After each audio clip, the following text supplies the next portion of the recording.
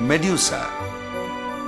Greek की पौराणिक कथाओं में मेड्यूसा को एक पंखों वाली औरत के रूप में याद किया जाता है, जिसके बाल जहरीले सांपों के थे। 3 गॉर्गन बहनों में से वो एक थी। फोर्कस और कीटो की बेटी थी, जो सामुद्रिक देवताएं थे।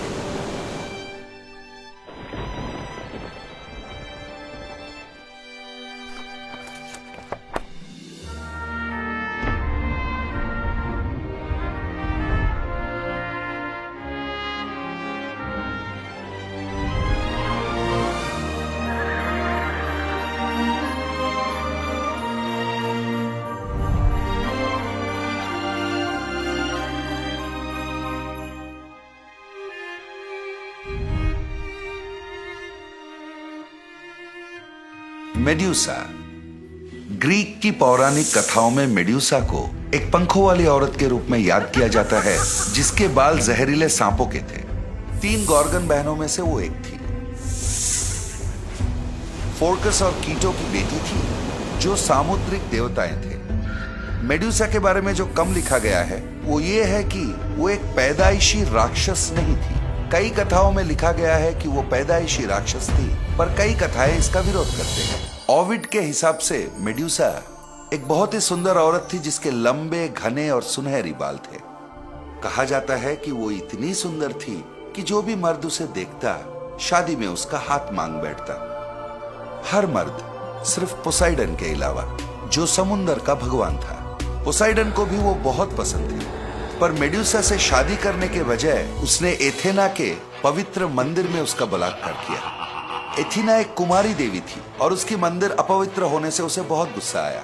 इसका सारा दोष उसने मेड्यूसा पर डाला।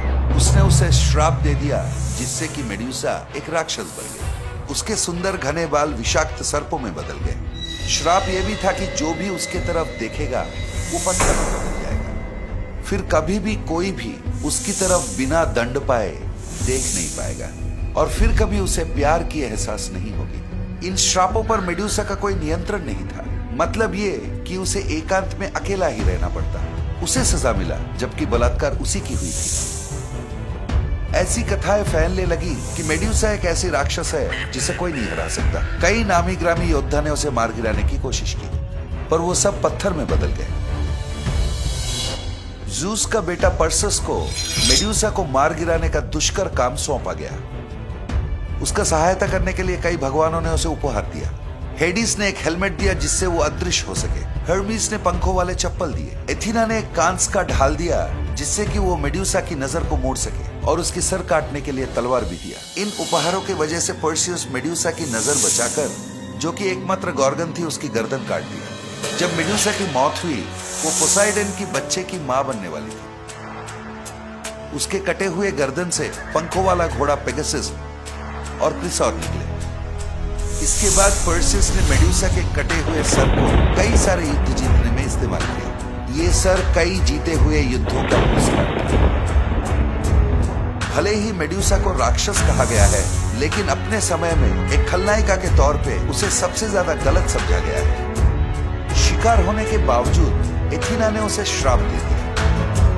कई सारे योद्धाओं के खिलाफ ना चाहते हुए भी उसे लड़ना पड़ा, क्योंकि उसे मारना वीरता कहलाता। मौत के बाद उसके सर को एक सुरक्षात्मक ताबीज की तरह इस्तेमाल किया गया, जिससे कि बुराई से बचा जा सके।